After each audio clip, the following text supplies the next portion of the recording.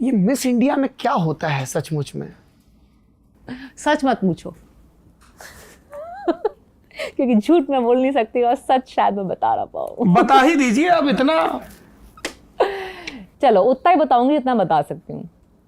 वो एक दुनिया थी जिसमें जाके मैं, जैसे मैंने कहा कि मैंने 2008 एक्सपेरिमेंट करते करते सब कुछ किया है लाइफ में, तो ये भी एक वही था कि चलो चल के देखते क्या होता है। आपसी मिस इंडिया बनेगी? नहीं ऐसा कुछ नहीं था, चल के देखते कि क्या होता है टाइप्स। तो वो देखा टीवी पे, देखते क्या होता है, हो गई सेलेक्ट।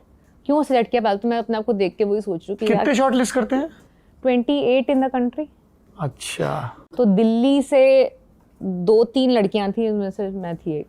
मैं क्यों, और बाकी सब प्रोफेशनल मॉडल्स थी। और कॉलेज में एकदम हंगामा, तापसी सेलेक्ट हो वो गई सब मेरे को याद नहीं, बट मुझे ये पता है कि बाकी सब लड़कियां जो सेलेक्ट हुई थी सब प्रोफेशनल मॉडल्स थी जो रैंप वगैरह करती हैं। और मैंने सिर्फ फोटो शूट्स वगैरह करी। तुम भी तो नेटवियर के विज्ञापन करती हाँ, थी। फोटो शूट करती थी सिर्फ ना। मैंने टीवी सीज मतलब कैमरा फेस नहीं किया था, moving video camera for advertising, मतलब वो जो वीडियो टीवी कमर्शियल्स होती हैं वो नहीं शूट करी थी, सिर्फ फोटो शूट्स करी थी। और वो जो रैंप पे आते हैं तेज म्यूजिक में और सब लोग देख रहे होते हैं कुर्सियों पे बैठ के साइड में, वो सब नहीं किया था क्योंकि वो रात को होते हैं शूज, और मेरे को घर पे पापा को पता नहीं था। पापा अलाउ नहीं करेंगे? पापा अलाउ नहीं करेंगे, वैसे भी 8 बजे का कर्फ्यू होता था घर पे। अच्छा। तो वो नहीं अलाउड था। तो वो तो चली तो गई वहाँ पे बड़ी बेइज्जती कराई। कहाँ चली गई? बॉम्बे। अच्छा, मुंबई बुलाते हैं सबको? हाँ, जो 28 सेलेक्ट होते हैं वो मुंबई आ जाते हैं, और फिर आपकी ग्रूमिंग होती है कुछ हफ्तों की। वही तो जानना है। तो ग्रूमिंग के अंदर मुझे पता चला कि मेरा निचोड़ ये था उस 3-4 हफ्ते के बाद कि ये अपने बस का नहीं है। तो एक काम करते हैं, तीसरे हफ्ते के अंदर मैंने निकाली अपनी किताबें। यहाँ पे भी किताबें लेके गई थी मतलब लोग कहेंगे कितनी क्या है। मेरे सेशनल एग्जाम थे 2 दिन के बाद, फाइनल्स के 2 दिन के बाद, इंजीनियरिंग के मेरे सेकेंड ईयर 3rd सेमेस्टर के, 3rd या 4th सेमेस्टर के। तो मैंने कहा ये तो ठीक है, ये तो मैं को करिकुलर एक्टिविटी है, मेरा मेन तो वही है, मेरे को नंबर तो आने हैं, वरना तो पापा ने वाट लगा देनी घर पे। तो पर इसके लिए उन्होंने बोल दिया कि चली जाओ 4 हफ्ते के लिए? क्योंकि डील अपनी सेट है ना। नंबर मैं लाऊंगी, आप मेरे को ये करने दो। आप मुझे जो करना मुझे करने दो। पर सही से बताओ क्या सिखाते क्या है? चलना कैसे है, उठना बैठना कैसे है, कैसे चलना कैसे सिखाते हैं? वो बहुत डिफिकल्ट था, मेरी बहुत बेइज्जती हुई है वहाँ पे। मेरे को रैंप पे चलवा रहे थे हेमंत त्रिवेदी होते थे उस टाइम पे, आपके एक्सपर्ट जो आपको सिखाएंगे। उन्होंने मेरी बहुत बेइज्जती करी सबके सामने। तो क्यों, मतलब कुछ उदाहरण जैसे कि if it was in my hand you would have never been in the top 28। So मतलब उस टाइम पे तो वो ऐसा क्यों, मतलब तुम ऐसे कैसे चल रही थी? मेरे को नहीं आ रहा था रैंप वॉक, नहीं तो रैंप पे कैसे चलते हैं? आई डोंट नो, वो तो नहीं आ रहा था। तो मुझे पता होता तो मुझे आ जाता, मुझे नहीं पता, बट मैं गलत चल रही थी, मुझे ये पता है। मैं आज तक गलत ही चल रही हूँ। हाँ। और क्या सिखाते हैं? चलना सिखाते हैं, स्माइल कैसे करते हैं ये बताते हैं। पता नहीं कुछ 3-4 स्टेजेस होती हैं स्माइल की। तो पहले गम्स नहीं दिखने चाहिए। मैं कहा क्यों, मैं तो जोर से हंसूंगी हाँ करके तो दिखेंगे गम्स। वो अच्छे नहीं। तो हंसने की 4 लेवल्स ऑफ स्माइल 4 चरण हैं। हाँ, पहला कैसा है कि मतलब एक स्माइल, तो तराजू लेके तौल के हंसेगा कोई? बट आपको पता होना चाहिए ना कि कितनी स्माइल ऐसे, मतलब बहुत आप सोच और ये भी बताते हैं कि किस मौके पर तीसरा फेज में जाना है या चौथे में जाना है? नहीं ऐसा नहीं याद मुझे, बट मुझे 4 लेवल वाली बात बड़ी स्ट्रेंज लगी थी, इसलिए मुझे याद है अभी तक। देवियों और सज्जनों, हंसी के 4 चरण। वाह जी। तो वो सब सिखाया, और फिर आपके स्किन को कैसे मेंटेन करना है, ये सब ग्रूमिंग टेक्निक्स। एक चीज अच्छी पता चली मुझे उससे। मेरे बाल जो है, मैं पहले जैसे कि हर घर में होता है रेगुलर, तेल लगाओ, कोम करो, चोटी बनाओ, संडे के संडे आपको सिर धोने हैं। बचपन से ऐसे ही घुंघराले बाल? हाँ, तो सिर और घुंघराले बालों को मेंटेन करने का तरीका अलग होता है जो मुझे नहीं पता था। उसको कोम नहीं करना होता। फिर आप कंघी नहीं लगा सकते घुंघराले बालों को, ये मुझे नहीं पता थी बात। ये तो उलझ जाएंगे तो आप तेल लगा के धोने के पहले कर लो, बट आप धोने के बाद कंघी नहीं लगाएंगे बालों में। ये बात मुझे नहीं पता थी। तुम कंघी नहीं करती हो? नहीं, तभी ऐसे हैं। अच्छा। तो मैं कंघी कर लेती तो मैं लायन किंग बन जाती थी। तो वो वहां पे ऐसे पूरा ऐसे कोई फोटो है तुम्हारे पास ऐसी? बहुत सारी है, मत ढूंढना, मिल भी जाएंगी आपको। सत्य साई बाबा नहीं है उनकी तरह मेरे बाल ऐसे। तो बहुत एम्बैरेसिंग था क्योंकि वो मेरे को देख कर इसको इतना नहीं पता कि अपने बाल कैसे इसको मेंटेन करने हैं। मैंने कहा मुझे कैसे, मतलब क्यों बताएगा कोई। मैं इंजीनियरिंग कर रही हूँ, मैंने जहाँ से स्कूल किया है, मेरे फैमिली में मेरे डैड के बाल कर लिए। उनको भी तो कोडिंग नहीं आती, ये क्या बात हुई? पर वहाँ पे कोडिंग नहीं पूछ रहे थे ना। हाँ।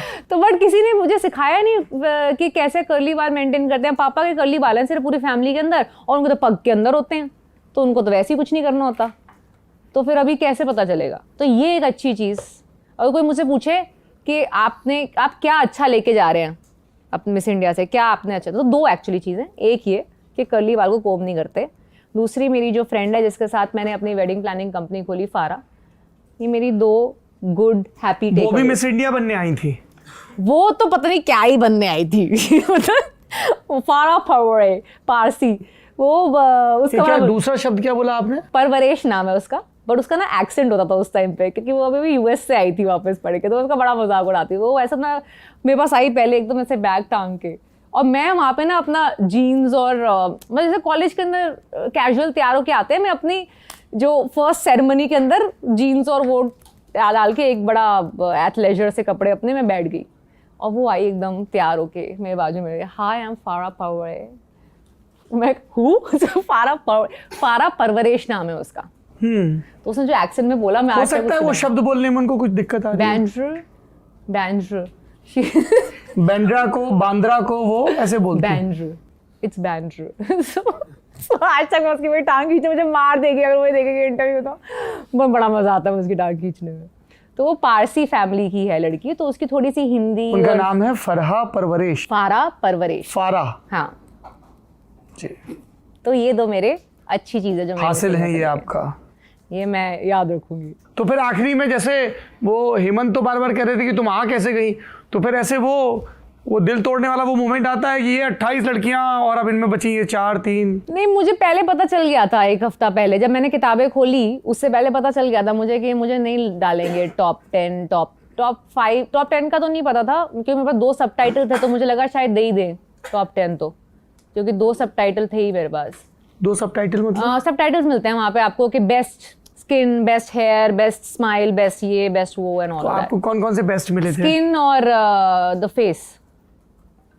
सो मुझे फिर उन्होंने जब नहीं रखा, वो 10 मुझे तो 10 तक शायद ले आए, उसके बाद नहीं लेके आएंगे, या वो बहुत कॉन्ट्रैक्ट साइन कराते हैं, तुम अपने 3 साल के सारे अर्निंग्स के 30% आप इनको देंगे, चाहे ये आपको काम ला के दें या ना ला के दें। वो आपको एंट्री करने से पहले साइन करके देना पड़ता है, नहीं तो आप एंट्री भी नहीं कर पाएंगे मिस इंडिया कॉन्टेस्ट के अंदर। और अगर आप टॉप 5 में आ गए, बज़ होता था एक जमाने में मिस इंडिया, हाँ, जीके तो, का सवाल जैसा होता जी था। जी जी बिल्कुल होता अब था। तो पता ही नहीं पड़ता वो, और ये चीज़ ना अब मैं आपको वो कहूँगी, सब कहेंगे बहुत एरोगेंट है, तो जब हफ्ता 10 दिन पहले जब पता चल गया था कि मेरे को नहीं रखने वाला, क्योंकि मुझे उनके बिहेवियर के तरीके से ना समझ में आ जाता है कि ये इसकी साइड ज़्यादा ले रहे हैं, ये अच्छा, इग्नोर कर रहे थे तुमको? मुझे नहीं, मतलब इग्नोर सबको कर रहे थे, वो 4-5 को एक्स्ट्रा ट्रीटमेंट दी जा रही थी, तो समझ में आ गया था कि कौन जाने वाला है आगे। तो वो मोर्चा मैंने और फारा ने उठाना शुरू किया। मैंने कहा हमारा कुछ नहीं होगा, सबका टाइम में वेस्ट करो यहाँ पे। तो मजदूर यूनियन जिंदाबाद। बट इवेंचुअली जब हुआ, और फारा एक्चुअली आ गई थी 10 के अंदर, मैं नहीं आई, तो फारा की तो उम्मीदें थोड़ी सी बढ़ा के तोड़ी उन्होंने, मेरी तो पहले से उड़ी थी। मैं बढ़ाती थी, मैंने कहा तू बड़ा सोच रही थी तेरे को कुछ मिलने वाला। तो उसके बाद जब हुआ, और जो भी मतलब आफ्टर पार्टी हुई उसके बाद, तो उसके अंदर हम गए तैयार होके, तो फारा ना अपना क्राउन के साथ मैचिंग गाउन लेके आई थी, जैसे उसको जीतने वाले उसका सबको उड़ाया था। उसके बाद हम गए उस पार्टी के अंदर, तो वहाँ का जो नेशनल डायरेक्टर कपड़े वही देते हैं या अपने घर से नहीं, झोले में ले आने पड़ते हैं? अपने लेकर आओ। वो जो राउंड्स में पहनोगे वो डिजाइनर्स का, हर एक डिजाइनर का एक राउंड होता है, बट जो पार्टी में आप पहन रहे हो या रोजमर्रा ट्रेनिंग के टाइम पे पहन रहे हो वो आपके खुद के कपड़े होते हैं। तो वहाँ पे जब फाइनल फिनाले पार्टी हो रही थी, आफ्टर पार्टी हो रही थी, तो उसके अंदर मुझे जो नेशनल डायरेक्टर थे वो आके ऐसे courteously okay good luck for the future and all. पता नहीं मेरे दिमाग में क्या आ रखा था, मैंने कहा sir take it from me in writing, you are not getting the crown back. I don't know why I said that. You're not getting the crown back. मतलब इन द सेंस कि उससे पहले 2000 में जीते थे हम लोग Miss India, Miss World, Universe. We are not getting the crown back this year. मुझे नहीं पता मैंने ऐसा क्यों बोला था, मेरे को आया गट फीलिंग, इंस्टिंक्ट, मैंने बोल दिया। पर ये तो तुम्हारे साथ समस्या अभी भी है, वी में समस्या है ये कि मैं जो मेरे बोल देती हूँ जो मेरे इंस्टिंक्ट में, मुझे एक तो वो बड़ा अनफेयर सा लगा जिस तरीके से चीजें हो रही थी, तो मुझे लगा मैंने बोल दिया, but I am glad at least I was not proven wrong.